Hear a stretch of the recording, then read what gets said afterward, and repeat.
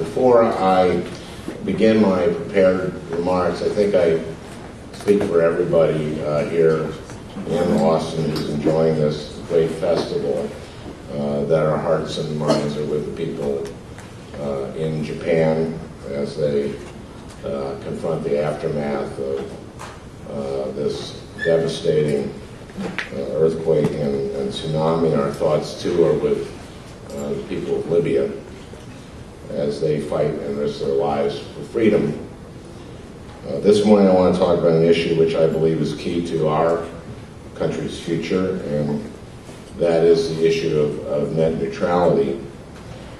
South by Southwest started as a showcase for this city's music scene, an innovative way for Austin's uniquely talented and wonderfully eclectic musicians to get the nation's attention. It wasn't just about the party, it wasn't just about keeping Austin weird, it was about commercial viability, about finding a big enough audience so that musicians could afford to keep making music. It was a brilliant solution to a problem that most artists spend a lot of time wrestling with. Some of you may be aware that I used to be in comedy. And like many of the bands and filmmakers and other creative professionals here in Austin this week, my partner, Tom Davis, and I had to wrestle with the challenge of getting ourselves heard and seen. Francis Ford Coppola was asked about this problem in a recent interview. He said, "You have to remember that it's only a few hundred years, if that much, that artists have been working with money. Artists never got money. Artists had a patron, either the leader of the state or the Duke of Weimar or somewhere, or the church, the Pope, or they had another job." Just like everyone else, Tom and I wanted our craft to be our job, and we didn't have an in with the Duke of Weimar, who, by the way, had a terrible sense of humor. So we worked hard and we paid our dues, starting out in a place in Minneapolis called the Brave New Workshop, and touring anywhere they'd have us, and hoping to find an audience and build a following so we could do the thing we loved and do it as a job instead of as a hobby. And in the back of my mind, and in the back of Tom's mind, in the back of everybody's mind, was the same thought: God, I hope I don't have to sell out.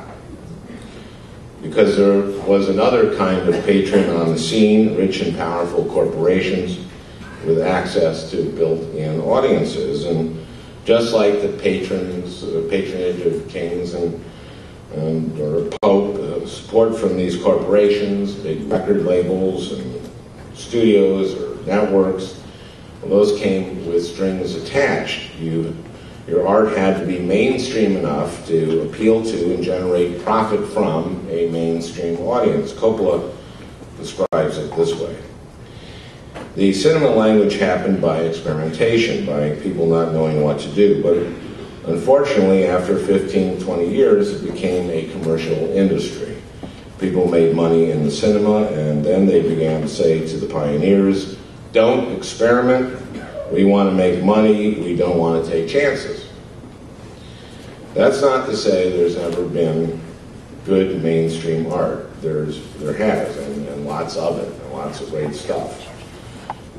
Tom and I got really, really lucky to get hired by Warren Michaels in July of 1975 to work on an emerging brand new show to be called, at the time, NBC Saturday Night, and it was going to premiere a few months later in October.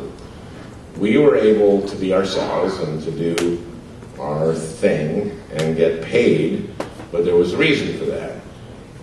We had Warren fighting on our behalf with the network executives. Time after time, he would go to the mat for us, and insulating us from the pressures of commercial viability. And if you couldn't find a gig where you had Warren Michaels defending your creative integrity from the bosses, oftentimes the only way to get heard was to sell out. That wasn't us, and that's not the people who are here in Austin this week. Fortunately, South by Southwest has grown. It's not just Austin's music scene's attempt to reach out and build a following without going through the corporate ringer. It's a celebration of all the ways in which independent creative minds have been able to find audiences. And it's fitting that there's now a whole portion of the festival devoted to interactive, because the internet has proven to be not only a hotbed for innovation that changes our lives and an incredible engine for job creation, but also the ultimate self-distribution channel. Thanks in no small part to the astonishing brilliance and creativity of the folks in this room. People the world over are now able to connect with each other, inspire each other, learn from each other, and entertain each other. And the best part is no one has to sell out unless they want to. The Grateful Dead once told me, and I can't remember when it was, but I think it was in the 80s, that they had been trying to sell out for like 25 years, just they couldn't. But now you don't need to sell, you don't need a record deal to make a song and have people hear it. You don't need a major studio to make a film and have people see it. You don't need a fancy R&D job at a big corporation to come up with a great business model and launch it. You don't even need a high school diploma. But I came here today to warn you that the party may almost be over. There is nothing more motivated than a corporation that thinks it's leaving money on the table. They are coming after the internet, hoping to destroy the very thing that makes it such an important tool for independent artists and entrepreneurs, its freedom and openness. I know that many of you have heard people talk about net neutrality before. You might have heard me say that it's the First Amendment issue of our time, and it is. And you might already be on board with our fight to save it. But I want to take just a moment to explain it, because part of the strategy being used by people who want to destroy net neutrality is to confuse Americans about what the term even means. Net neutrality means that content, a web page, an email, a download, moves over the internet freely, and it moves at the same speed no matter what it is or who owns it. So an email from President Obama and an email from your Tea Partier uncle come in at the same speed. You can buy a song from an indie band just as quickly as you can buy a song from a band on a major label. And if you want to start a website for your small business, your customers can have their order processed just as easily with you as they could if they were buying from a multinational conglomerate. We take this basic fairness, this equality, this, shall we say, neutrality for granted, because that's how it's always been. The internet is democratic, not capital D democratic, although for that annoying uncle of yours who insists the government has never created a job, the internet was developed by the government at public expense.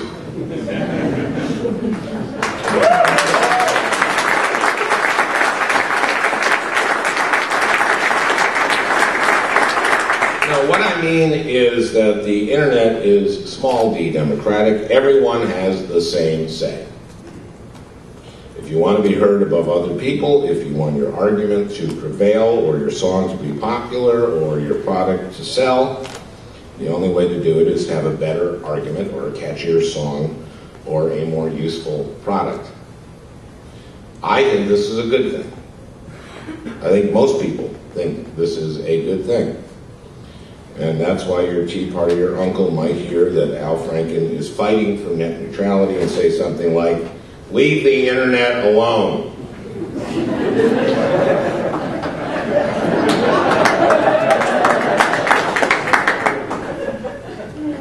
Only here did that get a laugh.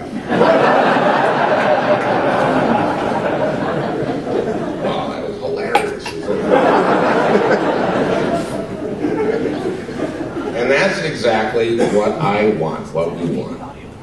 We have net neutrality right now, and we don't want to lose it. That's all.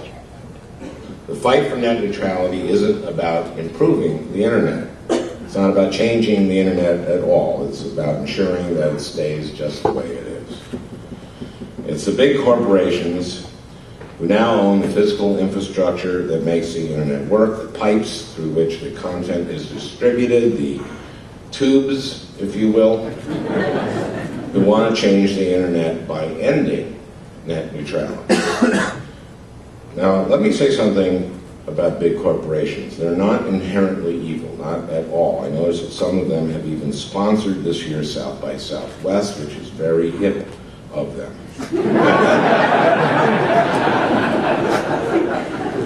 But corporations have a contractual duty, a legal obligations to their shareholders to make as much money as they can. And the big telecom companies make lots and lots of money off their ownership of the internet, but they figured out a way to make more. It's called paid prioritization. Telecom companies want to create a high-speed lane for corporations that can pay for it. As the chief technology officer for Bell South pointed out, I can buy a coach standby ticket or a first-class ticket. I can get 2-day air or 6-day ground.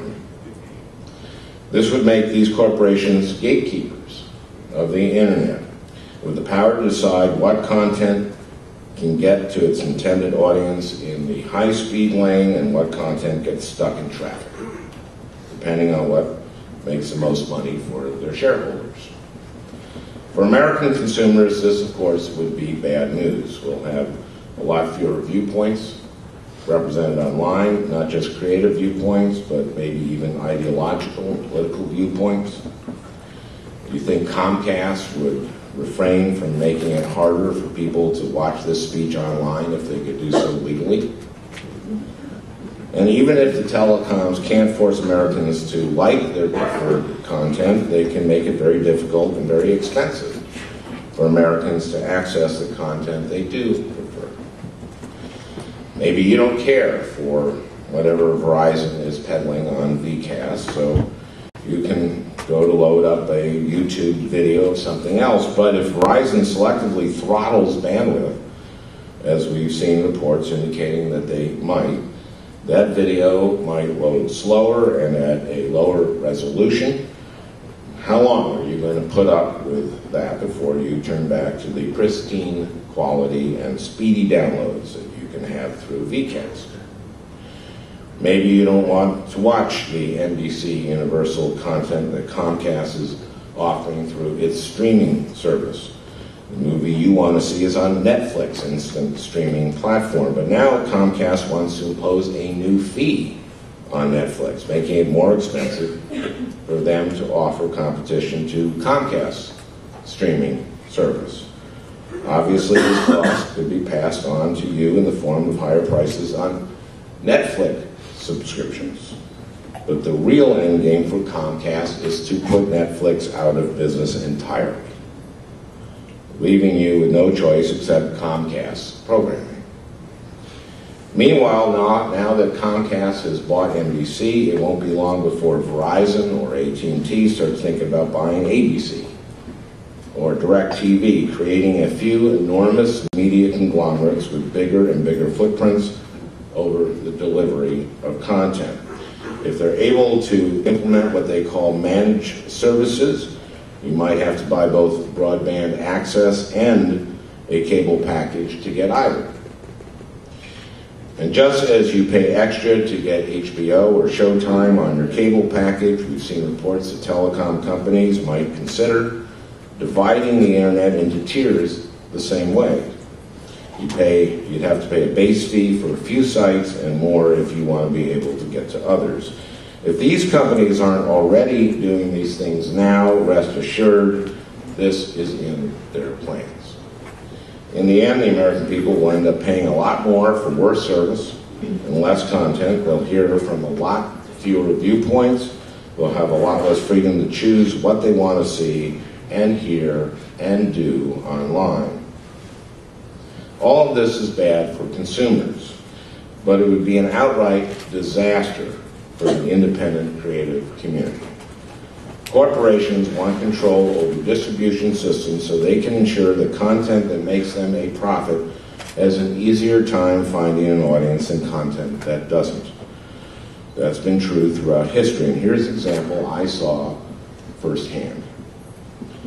We used to have rules to prevent this kind of conflict of interest in television. They were called FinCin, or Financial Interest in Syndication rules. And they prevented corporations that owned the pipelines over which content was distributed on TV, broadcast networks, from owning that content. But then the networks asked Congress to let the rules expire. Network executives swore under oath that they wouldn't give their own programming preferred access to the airwaves. I was working at NBC back then, and I didn't buy that line one bit, but Congress did. I wasn't in Congress then. And when those rules were allowed to expire, guess what happened? Within a couple of years, NBC was the largest supplier of its own primetime programming. Following suit, Disney bought ABC, Viacom, the parent company of Paramount, bought CBS, and then NBC merged with Universal. Today, if you're an independent producer, you can make a great show, but you can't get it on the air, you can't access the most effective distribution system unless you give the network a huge piece of the show. The price for getting to air is creative control and a hefty chunk of the valuable syndication rights. Or look at the history of independent film. Anyone can make a movie, the technology exists, but in the early days of films, a few powerful studios developed a monopoly over the theater industry, the main distribution system. Independent filmmakers have had to find their ways, their other ways to get their work seen, from drive-in theaters to VCRs, cable television to video stores. Each new distribution system has offered independents a new opportunity to reach an audience without having to sell out and make the kind of movies that the big studios wanted. And each has died off, either because they couldn't compete with the corporate controlled distribution channels or because they were co-opted. HBO was once a home for all kinds of weird indie movies until Time Warner up and bought it. The internet has proven more effective and more durable than any other independent distribution channel. Examples are all around us, especially this week. When the relationship between the Writers Guild and television studios deteriorated so badly in 2007 and 2008 that the Guild, of which I am a member, went on strike, Joss Whedon had a dilemma. He didn't want to sit on his hands, but he didn't want to cross the picket line either. So when he created Dr. Horrible's sing-along blog, he released it for free on the internet. Time magazine would later call it not just one of the best TV shows, but one of the best inventions of the year, writing, "It's hard to imagine a studio greenlighting an idea as weird and ostensibly uncommercial as a 43-minute, 3-part online supervillain musical." And I agree.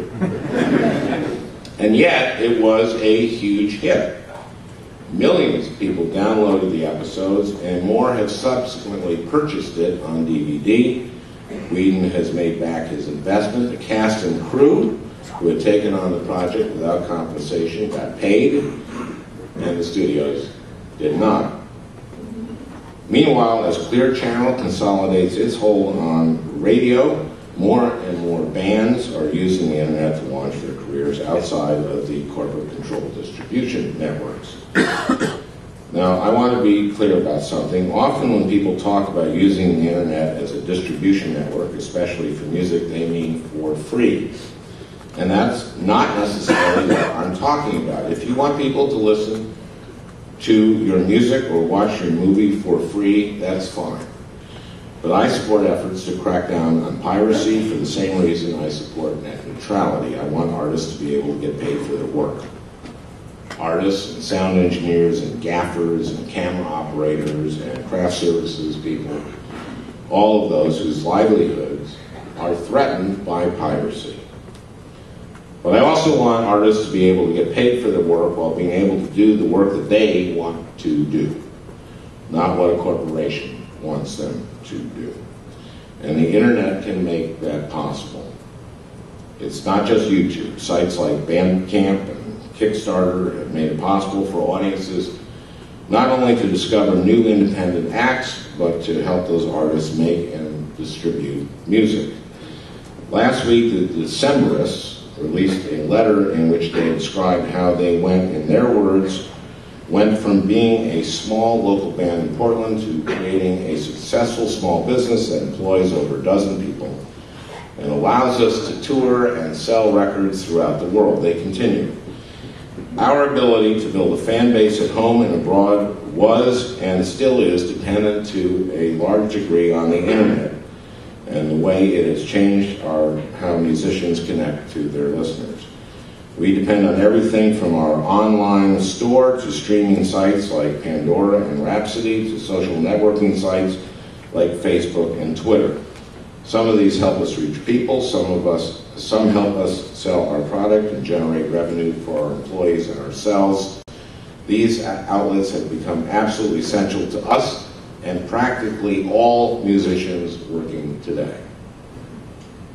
And then we come to you guys, the tech entrepreneurs. The open internet allows the creative artists here in Austin to be more successful, to be more entrepreneurial, and allows the entrepreneurs in this room to be more successful, more creative, and, as I said, more successful. More corporate control of the internet would make it harder for small online businesses to compete, as anyone who's had to wrestle with Apple over an app can attest. But it would also undermine the spirit that has made this sector so valuable not only to the entrepreneurs who have succeeded in it, but to the American economy. We are all familiar with the stories of YouTube, launched above a little pizzeria in San Mateo, and Twitter, dreamed up during a brainstorming session at a small podcast company. And represented here in Austin are hundreds, probably thousands of stories just like those, stories of people who build prototypes in garages and drop out of college to take a chance on their own ambition, entrepreneurs who come from nowhere to change people's lives everywhere. You guys know these stories. You are these stories. And you know that these wouldn't be possible if you couldn't rely on the internet as a free and open distribution platform. But here's what you may not realize. You aren't just tech innovators, you're job creators. And with our economy just beginning to recover from a debilitating recession, the industries of the 20th century struggling to survive, and our nation increasingly focused on the enormous challenge of remaining competitive in the 21st century global economy, you have enormous credibility right now. I haven't been in Washington that long, but I've heard enough from both parties to know that people there are desperate to hear from successful entrepreneurs like you. Job creators get their phone calls returned. Do not underestimate how much political power you have.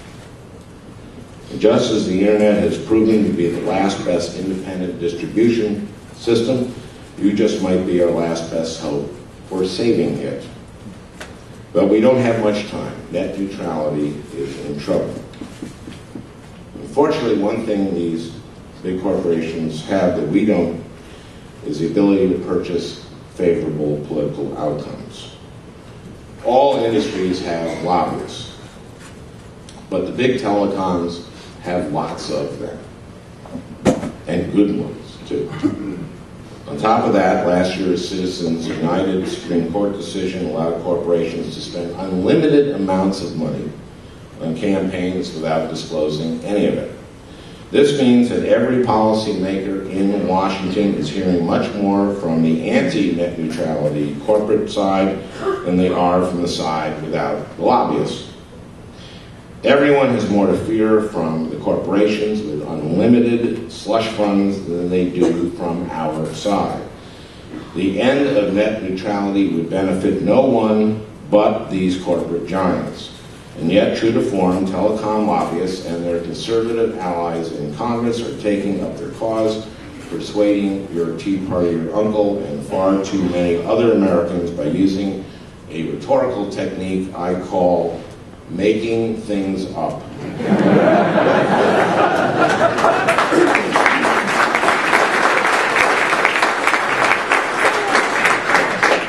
They'll tell you that putting rules in place to preserve net neutrality as it exists today amounts to a, quote, government takeover of the internet, a talking point that deserves a place alongside death panels and Obama's a Muslim in the pantheon of lies that aren't just baldly false, but completely ridiculous.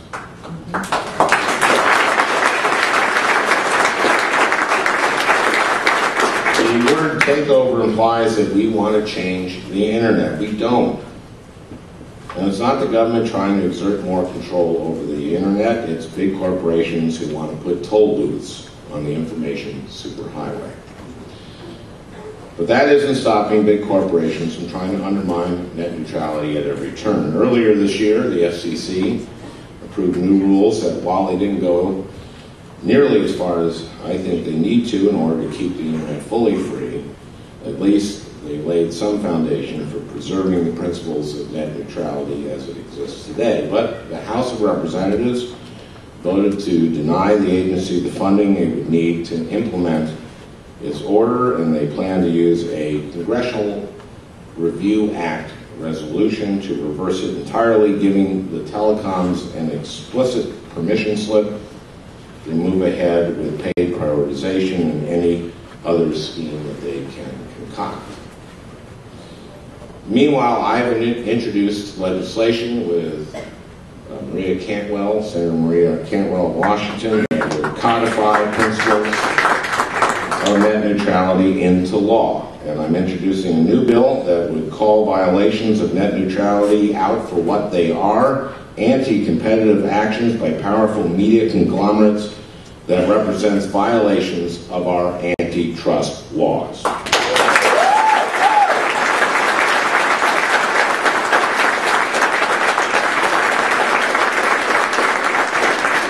We don't allow big corporations to use their size to bully their competition, and my bill would make it clear that this applies to telecoms that use their power to control the internet. These fights are coming to the Senate, and I'm going to be on my colleagues every day, urging them not to cave in to the telecom lobbyists. But there are more of these lobbyists than there are of me. And with Citizens United in place, the more powerful these corporations are allowed to get, and the more they profit from what they're trying to do, the more they'll spend targeting elected officials who stand up to them. And the harder it will be to move the needle back in the other direction. If we are going to win these legislative fights, we need to engage more. We need to engage more voices in the debate. People who would be hurt if net neutrality became a thing of the past. Of course, that includes artists and entrepreneurs like yourselves. But it also includes the American people as a whole. Most of them just don't know that the internet that they rely on could cease to exist as they know it. They hear a lot of talk about how innovative and exciting these corporations' plans are, and they don't realize that those plans would raise their rates, make it harder to access their favorite content online, and kill off creative and ideological viewpoints. That's why our side needs to do a better job of communicating with people outside of the corporate-controlled distribution systems, which, as it so happens, is what you all think about for a living. And so it's time for us to use the internet to save the internet.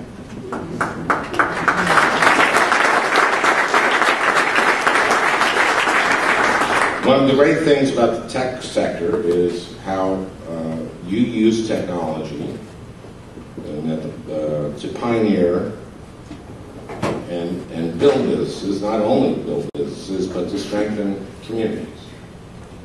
You have customers or users or members who look to you for leadership. They represent a tremendous source of social and political capital. And you're the only ones who can tap into that to help build the movement that we'll need to make this fight. 20 years ago, South by Southwest was a music festival. Today, it is a hotbed of creative entrepreneurship and a celebration of independent art and technological innovation. What will it be 20 years from now? Will independent artists still matter? Or will so many Americans have no choice but to consume the content sponsored by corporations so that only the corporate content can thrive? Will independent and individual entrepreneurs still matter?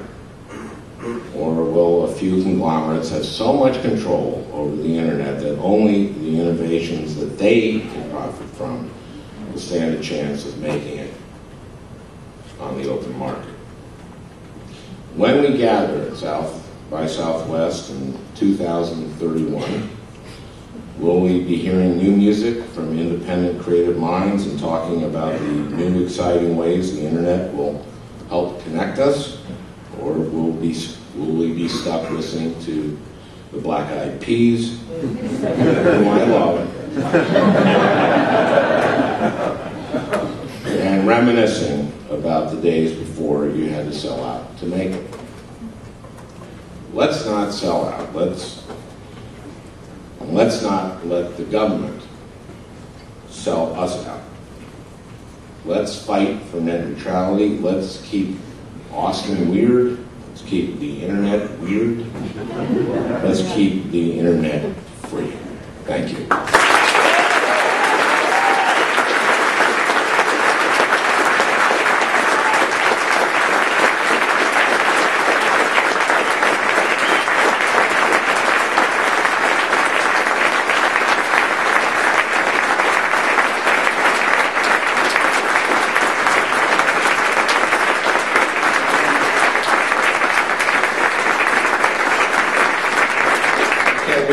We got some questions here, and you fill these out, and we'll be able to do just a few of them.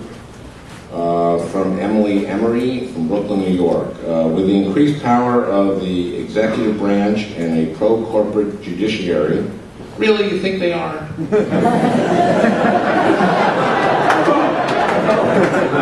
Is there a feasible way for the legislature to exert influence on net neutrality, especially since the House is in Republican control? Boy, that's a good question. No, not right now. Not right now, probably. But this is going to take a while. And again, I really am asking you to help. You can go to franken.senate.gov for information on this. But you all are in many ways smarter than me about all this. And I'm asking you to go to your community, because I mean it, you are powerful. You are job creators. You are leaders. And we really need to save the internet on the internet. It was interesting. A few years ago during the Bush administration, the Bush FCC wanted to expand certain kind of cross-ownership rules in different cities so that you could own a radio station and the newspaper and the TV news station. And for some reason, at that point, Americans kind of went nuts, and they had to reverse it. And they had a Republican Congress at the time. but people actually like the NRA saw this as a threat, and the Christian Coalition saw it as a threat. So there were folks from both sides saw it as a threat, the ACLU obviously, and other progressive groups. This is something that I think is just complicated enough that it is easy to, I did hear in the debate in the House a member say, we've had all this innovation without net neutrality. Why have it now?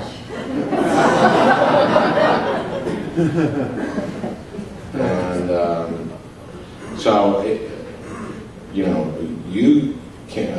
I need your help. Is what I'm saying. Okay. Okay. Here's Blythe Christopher from Austin, Texas. I am feeling powerless. Okay. Stuart Smalley could.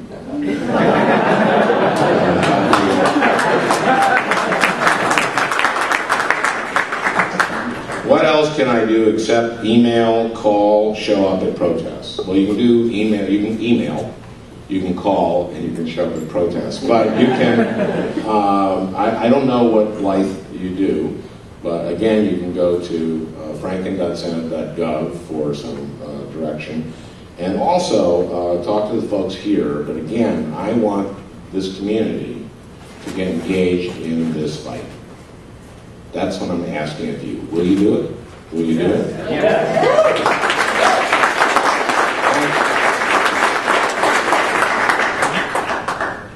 Okay, Ben Bacon.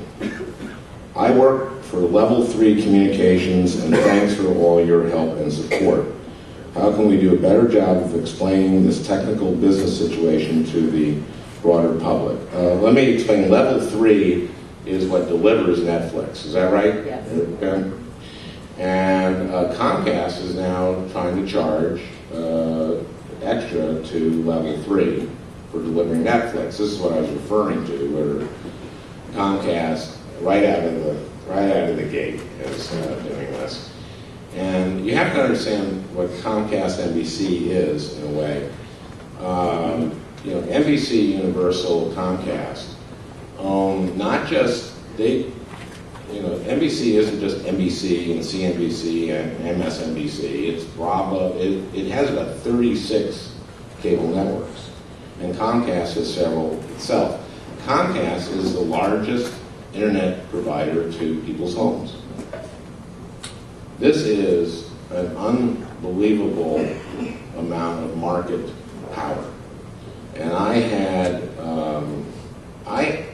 during this fight, I was fighting the merger, I had cable networks, some that weren't so small, coming to me and saying, we really are scared of this thing. We really oppose this merger, but we can't say so because we're afraid of retaliation.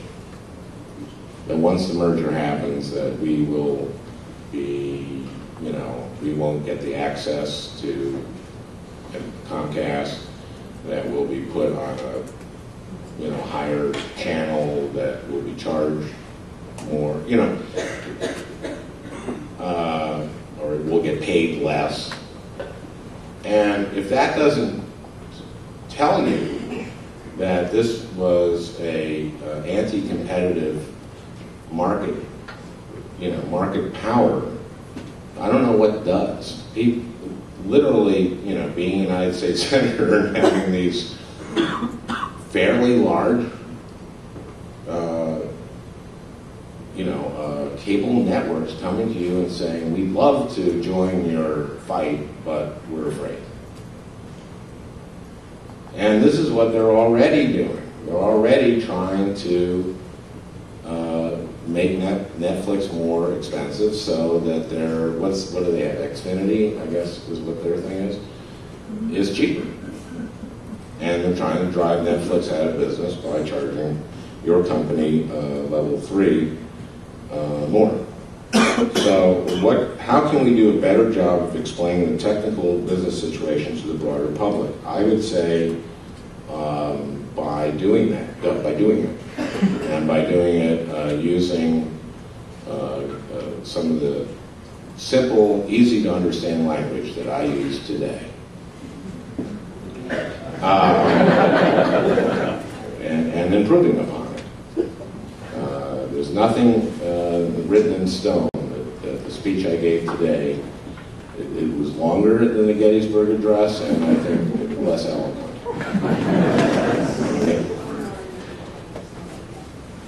Okay, one more, and then we can answer some by email. I don't know how to email.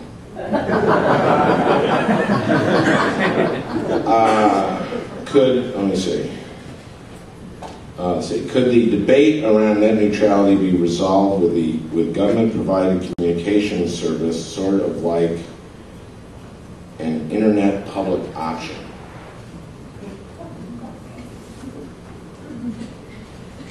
No. Let me try another one.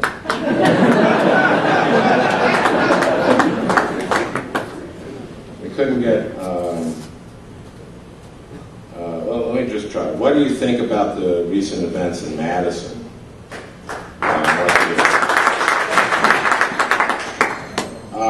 They're very disturbing, and I think that I hope what happens is that it's going to be interesting. I think because there are some recall. People just don't like it, do they? And polling in Wisconsin shows by 2-1 people don't. I think it became very clear that this was not about balancing the budget, but about a political agenda. And I think the governor has made that very clear in public statements and in some private statements that he made to somebody.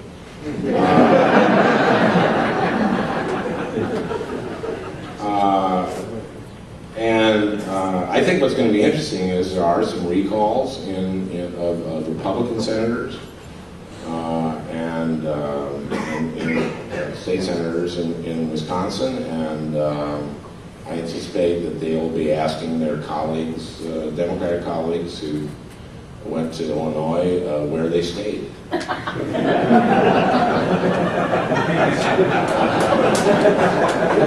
I know that you try for civility, especially in the Senate, and so I'm sure when the Democrats are back in the majority in Wisconsin, they'll be saying, hey, this is the Days in Rockford is great. So I think that you're seeing an amazing amount of you're seeing people of Wisconsin energized, working people of Wisconsin energized. You're seeing the progressive people and just the people of Wisconsin energized, knowing that this is just a political move. The unions had made it was not about, at a certain point it became not about balancing the budget. They made the concessions that had to do with money, and now it became about trying to break the unions. So I know that's off topic here, but I wanted to answer that question. I want to thank you all. I really do just want to reiterate that you really have a tremendous amount of power. You are leaders. You have the power to change this conversation, because people don't understand it, and people have to know what this is about. And it really is about keeping the internet the way it's been, keeping the vibrancy of it, keeping it open, keeping it free. And I just ask your help. Thank you.